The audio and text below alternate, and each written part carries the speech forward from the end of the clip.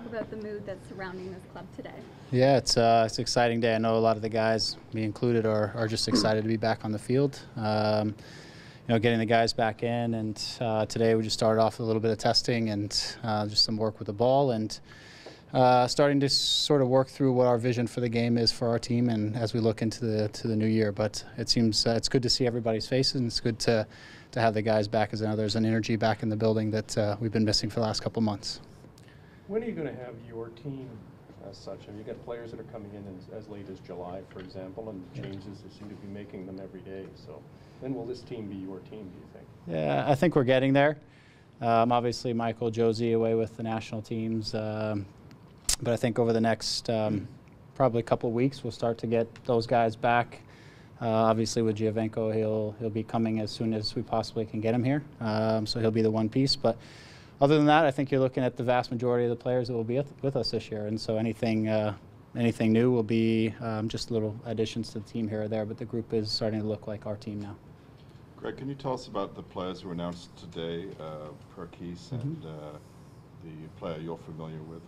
Yeah, Damian is a guy we've been after, I guess, for about a month and change. He's been at Real Betis for the past couple of years. Before that, he played at Sochaux in France. He played with the Polish national team. So we knew this offseason we needed to add another veteran center back to the mix. Last year, that was something that I think caught us when Stevie got a little bit injured. We became very, very young in the back, and I think so an additional veteran with some leadership in the back is a great addition to the club. He's the vice captain at Real Betis, so he's a guy who comes with leadership capabilities and a lot of experience, and so we're excited to have him here. He was with us today. He's got to head back and sort some family things out, and he'll be back with us as we get into Orlando next week. The other player who joined us is Eric Zavala.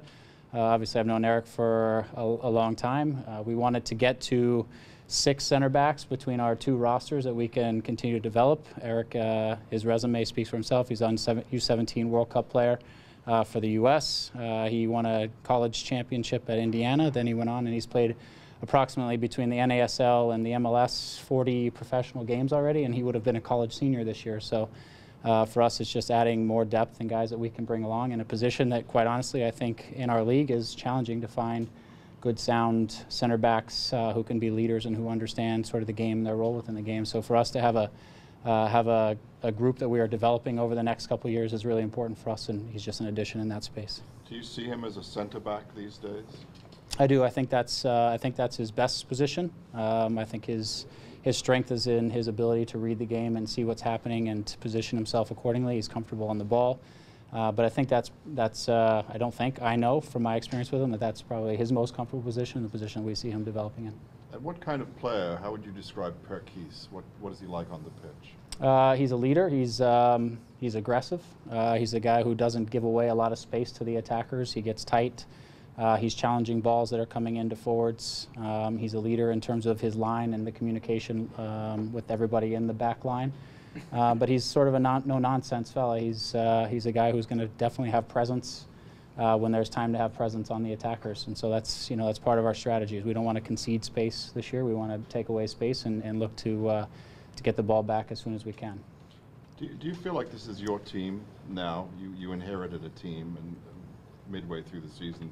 Do you feel now you can execute your plan?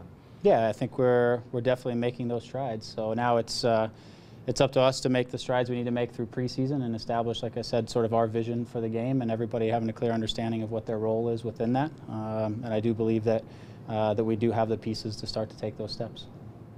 You said Giovenco is coming as soon as you can get him. Is that to say he could be here earlier than July?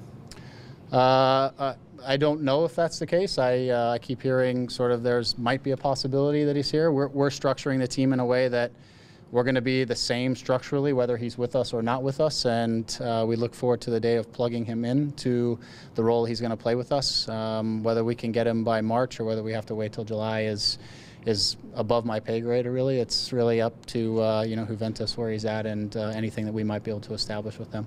Just so I understand it, when do you get into a designated player logjam? Is it when Giovenco sets foot on TFC turf, or are you now over the limit because you have an agreement with him?